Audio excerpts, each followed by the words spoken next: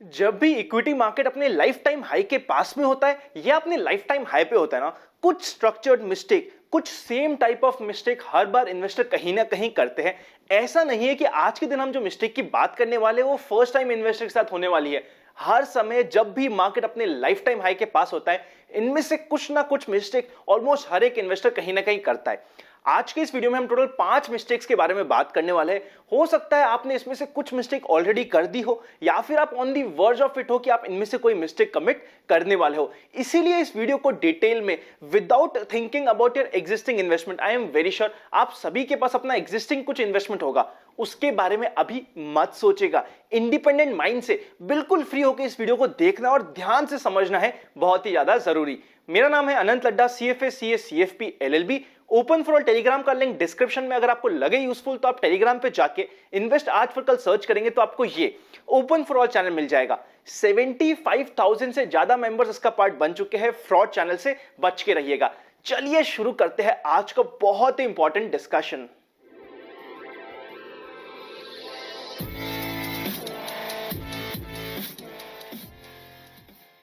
सबसे पहली और सबसे बड़ी मिस्टेक ये होती है कि जब भी मार्केट अपने लाइफ टाइम हाई के आसपास होता है ना, हर कोई इक्विटी शेयर मार्केट में एग्रेसिव होता है। देखिए, हर एक इन्वेस्टर को अपनी लॉन्ग टर्म फाइनेंशियल प्लानिंग करते वक्त, लॉन्ग टर्म इन्वेस्टमेंट करते वक्त सबसे पहले अपनी सूटेबिलिटी टेस्ट कराना होता है कि सूटेबिलिटी उनके लिए क्या है, कितना उन्हें इक्विटी में, कितना डेट में, कितना गोल्ड में इन्वेस्टमेंट करना चाहिए। जब मार्केट अपने लाइफ टाइम हाई के पास होता है ना, ऑलमोस्ट हर कोई यहां पे अपनी सूटेबिलिटी को छोड़ के एक्सेस एग्रेसिव हो जाता है इक्विटी में। मतलब ऐसा जना जो यूजुअली डिफेंसिव इन्वेस्टर होता है वो भी इस समय एग्रेसिव हो जाता है। उसी के अगेंस्ट जब मार्केट में करेक्शन होता है, जैसे कि फेब और मार्च में हुआ था, हमने यहां से आप सभी के पास शॉर्ट ब्लास्ट SIP और SIP डबल का कंसेप्ट टाइम एंड अगेन आके डिलीवर करने की कोशिश करी थी, बताने की कोशिश करी थी कि एंड में चाहे आदमी हो चाहे मार्केट हो, जाना दोनों को ऊपर ही है। बट उस समय विश्वास नहीं होता और जो एग्रेसिव इन्वेस्टर होता है वो भी डिफेंसिव इन्वेस्टर के जैसे डेट में ज्यादा इन्वेस्ट करने लग जाता है। सही काम क्या होता है? सही काम यह होता है कि आपको अपनी सूटेबिलिटी के अकॉर्डिंग, फॉर एग्जांपल अगर आपके सूटेबिलिटी के अकॉर्डिंग 60% इक्विटी 40% डेट में एलोकेशन आता है तो आपको इसे फॉलो करना जरूरी है। ना ही ओवर एग्रेसिव, ना ही ओवर डिफेंसिव होना है। इस चीज को हमें मेक श्योर करना बहुत बहुत जरूरी होता है। इसी से लिंक कहीं ना कहीं सेकंड मिस्टेक होती है। सेकंड एक्सट्रीम क्या होता है?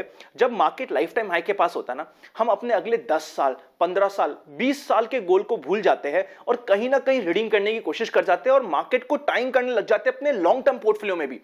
मतलब एक ऐसा जना जिसका गोल है अगले 20 साल बाद, मतलब उन्हें रिटायरमेंट के लिए पैसा चाहिए और वो इक्विटी में इन्वेस्ट कर रहे हैं, वो भी इक्विटी में प्रॉफिट बुकिंग करने लग जाते हैं ये सोच के कि मार्केट के लाइफ टाइम हाई पे आज के दिन निफ्टी खड़ा है। एक चीज समझिएगा, 1994 हो, 2000 हो, 2008 हो, ऑलमोस्ट हर समय मार्केट अपने लाइफ टाइम हाई पे था। हो सकता है वहां पे थोड़ा बहुत करेक्शन आए, बट आज हम कहां पे खड़े? हर लाइफ टाइम हाई एक ब्रेक होने के लिए हाई बनता है। जो आज का हाई है वो आज के 5 साल बाद क्या आपको लगता है यही हाई होने वाला है? शायद नहीं। क्या आज से 10 साल बाद निफ्टी का जो आज के दिन हाई चल रहा है वही हाई बनेगा?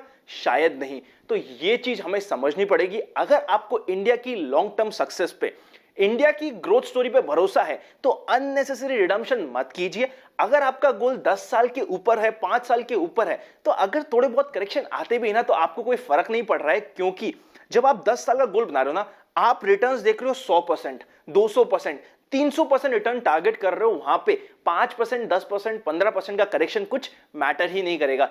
यह चीज हमें समझना बहुत ज्यादा जरूरी है। पर हां, अगर आपका गोल अगले 2 साल 3 साल में है ना, तब तो आपको 100% इक्विटी से रिडीम कर लेना चाहिए। क्योंकि अगर कोई सा भी आपका गोल ऐसा है जो अगले 5 साल में आने वाला है, वो कहीं ना कहीं एग्रेसिव इक्विटी में होना ही नहीं चाहिए और अगले 3 साल में तो 100% वो कहीं ना कहीं डेट में होना चाहिए। ये हो गए हैं पहले 2 पॉइंट। पहला पॉइंट क्या बोल रहा है? आपको अपनी सूटेबिलिटी के अकॉर्डिंग ही रिस्क प्रोफाइल मेंटेन करनी है, ज्यादा ओवर एग्रेसिव या डिफेंसिव नहीं होना है। सेकेंड पॉइंट, अगर आपका गोल बहुत दूर है, अपने गोल पे बने रहिए, अननेसेसरी रिडम्पशन मत करिए। अब चलते हैं थर्ड पॉइंट के ऊपर।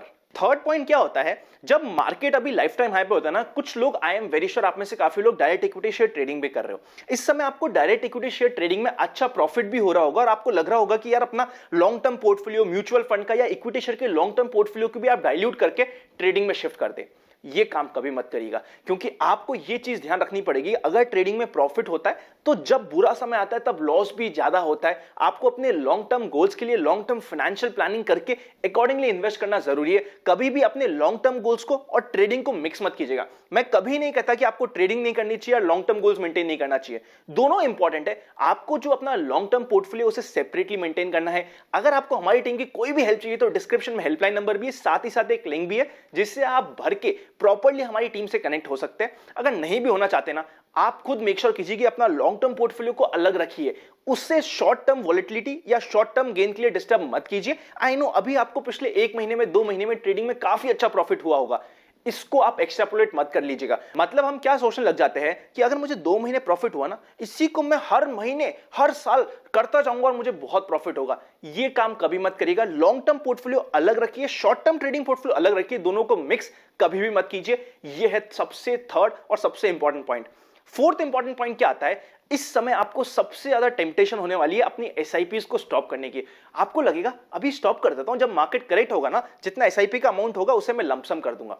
एक चीज समझेगा, एसआईपी मोर देन इन्वेस्टमेंट एक प्रोसेस है, एक हैबिट है जिसमें लॉन्ग टर्म में बहुत ही ज्यादा सर्टेनिटी अगर आपने प्रॉपर्ली सेलेक्ट किया है तो आपको प्रॉफिट होगा ही सही, प्रोवाइडेड अपना पेशेंस और अपना जो डिसिप्लिन है उसे मेंटेन कर सके। एसआईपी की हैबिट को कभी भी स्टॉप मत करिएगा। आई एम वेरी श्योर जब मार्केट करेक्ट होता ना, उस समय हमें लगता है कि यार अभी मैं एसआईपी रोक देता हूं, एक बार बिल्कुल बॉटम हो जाए फिर मैं वापस एसआईपी स्टार्ट कर दूंगा। जब मार्केट टॉप होता है फिर हम सोचते हैं कि अभी हम एसआईपी स्टॉप कर देते, एक बार मार्केट करेक्ट हो जाए मैं लमसम डाल के एसआईपी वापस स्टार्ट कर दूंगा। हर समय कहीं ना कहीं आप सभी को एसआईपी स्टॉप करने की टेम्पटेशन होने वाली है, पर एक है, सिर्फ और सिर्फ एक चीज है जिसके कारण अपनी एसआईपी को कंटिन्यू रख सकते हैं, वो है आपका गोल। आप अपने गोल के बारे में सोचिए, क्या आपका जो 20 साल का गोल है, 20 साल बाद या 10 साल बाद का जो गोल है जिसके लिए आपने एसआईपी स्टार्ट करी थी, क्या वो गोल कहीं शिफ्ट हुआ है? अगर नहीं हुआ ना तो एसआईपी को भी बंद मत कीजिए। कि बहुत ही ब्यूटीफुल कंसेप्ट है और इसे मेंटेन करना बहुत ही ज्यादा जरूरी है। उसी के साथ साथ अगर अभी तक आपके पास डीमैट अकाउंट भी नहीं है, डिस्क्रिप्शन में डीमैट अकाउंट ओपनिंग लिंक और प्राइवेट चैनल पर जुड़ने का प्रोसेस है, जहां पे हम काफी additional updates, information, personal trades डालते हैं। वरना आपको लगे यूजफुल तो आप ज्वाइन बटन मेंबरशिप भी कंसीडर कर सकते हैं। अब चलते हैं फिफ्थ और सबसे इंपॉर्टेंट पॉइंट पे। फिफ्थ और लास्ट पॉइंट क्या बोलता है, जब भी मार्केट अपने हाई पे होता है ना, हम ऐसे सारे स्टॉक्स को अवॉइड करने की कोशिश करते हैं जो कहीं ना कहीं 52 वीक हाई पे है। देखिए, मेरी personal style direct equity share में ग्रोथ स्टाइल है। उसी के साथ साथ अगर इन्वेस्टर को भी सक्सेसफुल होना है डायरेक्ट शेयर ट्रेडिंग में, तो कहीं ना कहीं ग्रोथ स्टाइल से अपनी फ्रेंडशिप तो करनी पड़ेगी।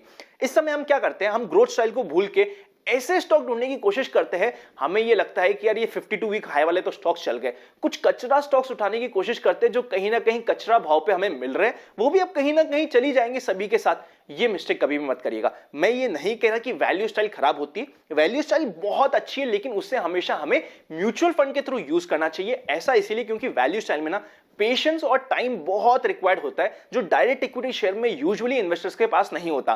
तो आपकी जो अच्छी स्टाइल है, जिसकी वजह से आपको हमेशा सक्सेस मिली है, ग्रोथ स्टाइल, उसके साथ बने रहिए और विश्वास रखिए अगर कोई 100 रुपए का स्टॉक है उसे 1000 रुपए तक पहुंचना है तो वो हमेशा ही आपको लाइफ टाइम हाई के आसपास मिलेगा। जस्ट बिकॉज कोई शेयर लाइफ टाइम हाई पे पहुंच गया है, अननेसेसरी उसे अवॉइड मत कीजिए, क्योंकि अगर वो शेयर फंडामेंटली स्ट्रांग है ना तो वो लाइफ टाइम हाई के ऊपर जाता ही रहेगा और आपका अननेसेसरी खून जलता ही रहेगा कि यार मुझे पता था कि ये फंडामेंटली साउंड स्टॉक है, मुझे पता था ये टेक्निकली साउंड स्टॉक है, बट जस्ट बिकॉज ये 52 वीक हाई पे था मैंने इसे अवॉइड किया।